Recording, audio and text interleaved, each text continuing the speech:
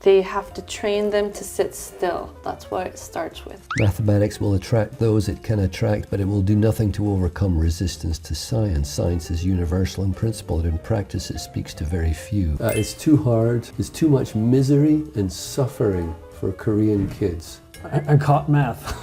Yeah. So you're working at a university. You used to teach kids, and we both taught elementary school and kindergarten.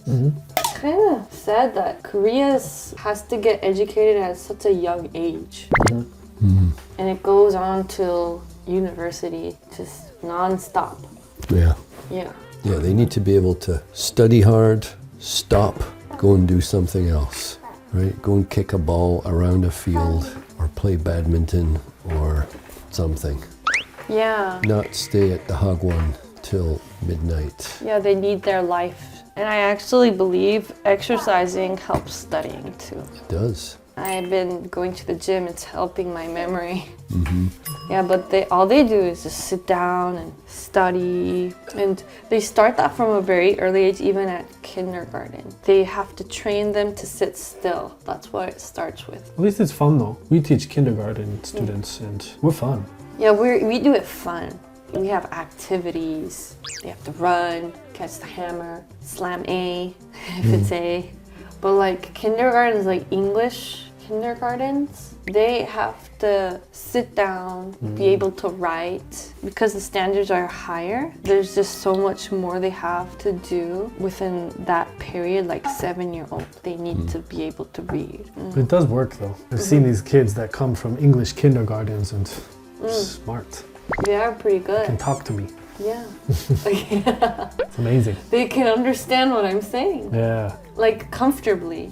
Instead of just saying, hi, I am, I can just speak comfortably and they'll understand what I'm saying. We have camps for kids camps at the university. That's right. And those little guys, usually their English is pretty good. They have no fear, no inhibition. They just talk, have fun. Generally, their English is better than the university student who have been sitting at a desk for so long that they've lost that freedom, that ability to want to express themselves. It's kind of ironic. The English department is learning English, but when I go to trades, their English is like flawless. It's just, they're so good. Trades. Trades. Shipping. Importing and exporting. Oh, it's a job. It's a department major, and you have to know English. You have to write contracts in English, deals in English. I was really surprised the other day when I was at this kindergarten. I showed them the title of this book, and I didn't expect them to be able to read it. And this boy was like, "Oh, how big is a twig?" He was able to read it, and I'm like, I told them, "Oh, what is 최고야 in English?" And a lot of them were just like, how do I do? But this one boy was like, "You're great," because I was gonna teach them "You rock."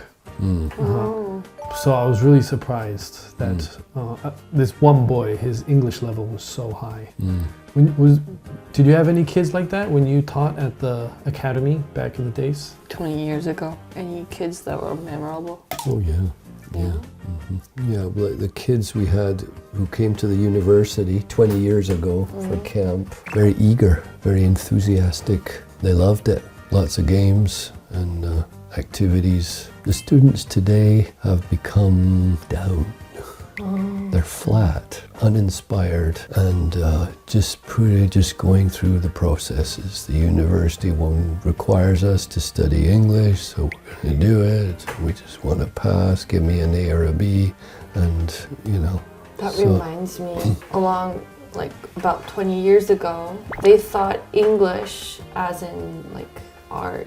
It was more like a hobby. So people who learned English, they kind of talked like this. I am going to show you. Because they kind of thought it was like a poem.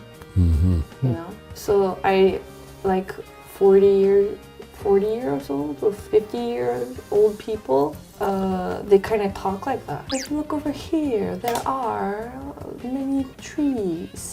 And they do, that's how they learned it. And also there are people who went to army. Their English are just like Americans. They were in the On the American base. Yeah, right.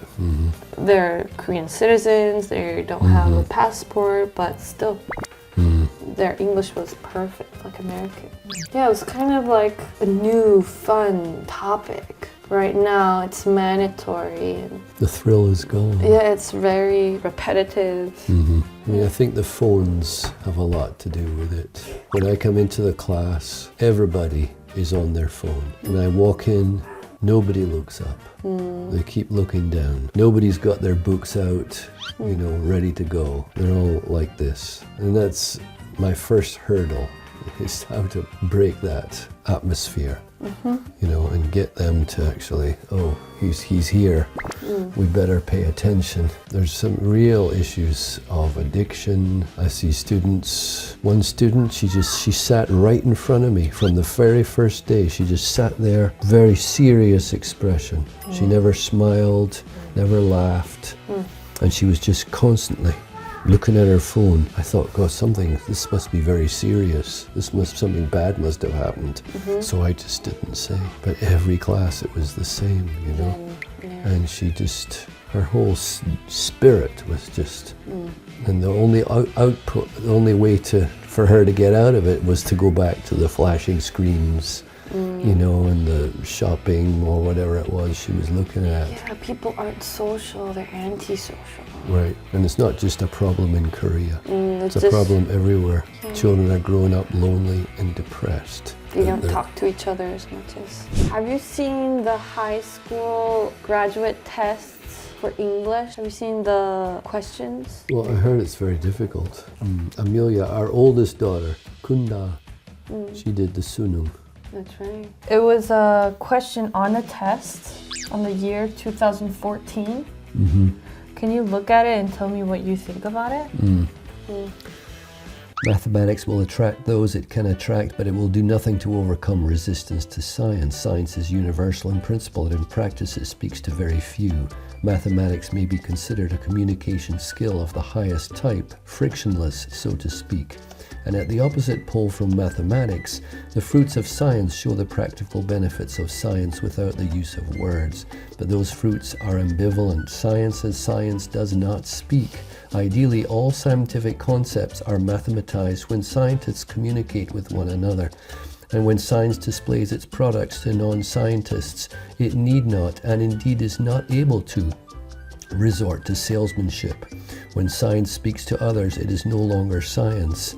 And the scientist becomes or has to hire a publicist who dilutes the exactness of mathematics. In doing so, the scientist reverses his drive toward mathematical exactness in favor of rhetorical vagueness and metaphor.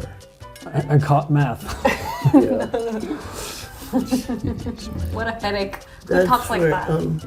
I would have to read it again myself. Just by really? listening, I can't do it. Okay, Dad. Okay. I'm very tired.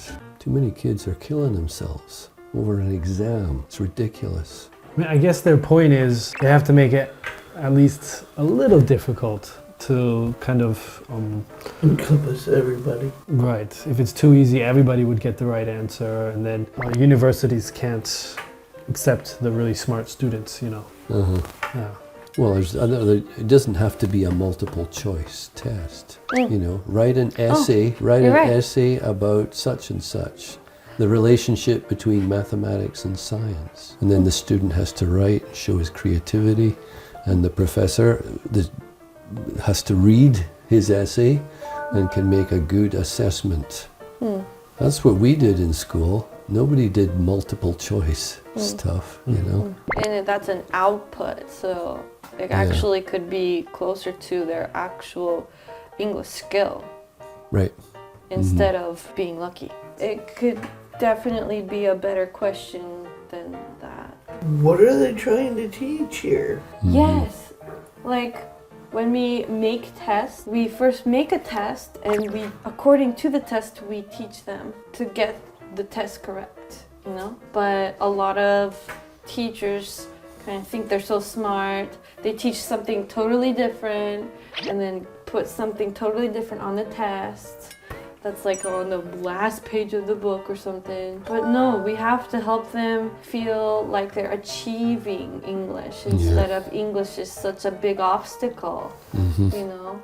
They graduate high school, go to university and just sling, they just wing tests and, you know, don't really, you know, work as hard as when they studied in high school for su능. Yeah, if they could just put those two together.